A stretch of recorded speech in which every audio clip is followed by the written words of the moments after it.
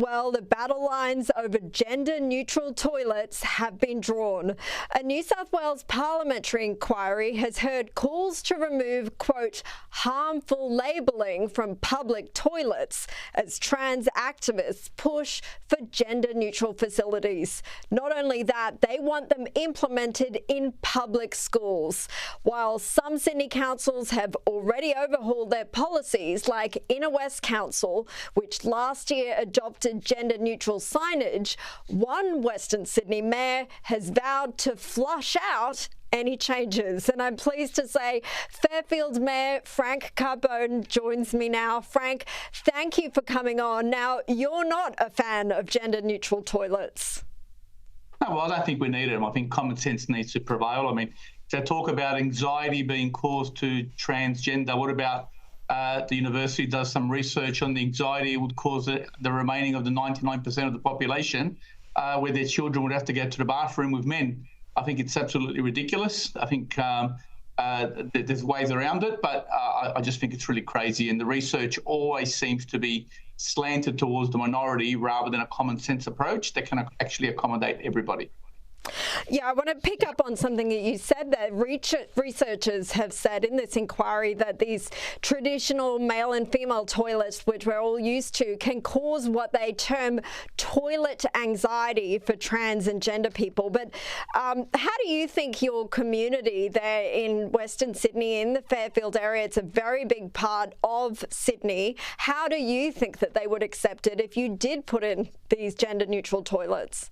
Well, they wouldn't, and I hope that the researchers will actually do some research for the masses instead of the minority, because that way we would really know how people are feeling. You can't just do research on a minority group and just exclude everyone else. It's just appalling that this has even made it to the upper house, and I just think that if you want to do research, if you want to do consultation, then be inclusive by including everybody, not excluding the masses. There's no way that the community out here would want their children going to the bathroom, their daughter, with men. It's just not common sense. We already have ladies and gents bathrooms. Why would we want to convert them into unisex bathrooms? It's just ridiculous.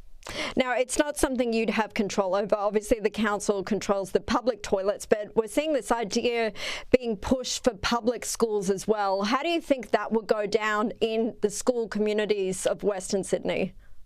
We can't control it, but we've got a loud voice, and I really note with the article that the Premier was really silent on it, didn't really want to have a comment one way or the other. It seems like he was ducking the issue, and I think that's pretty bad. I think he should have actually made a comment on it and actually stood his ground. I think that parents will be appalled, especially putting it in through the school system. That's just trying to introduce a system early on in ages of our children, and that's just ridiculous. And I don't think parents would accept it, and I would love to see if they're going to be brave enough to take this on, because I don't think they would be, especially out here in Western Sydney. Okay, what about not changing the toilets altogether, but adding a third unisex toilet? I've seen that happen in various public spaces. I'm not sure if it's already in place around Fairfield City Council, but what do you think of that idea? Well, what about a third toilet? Well, there is a common sense solution.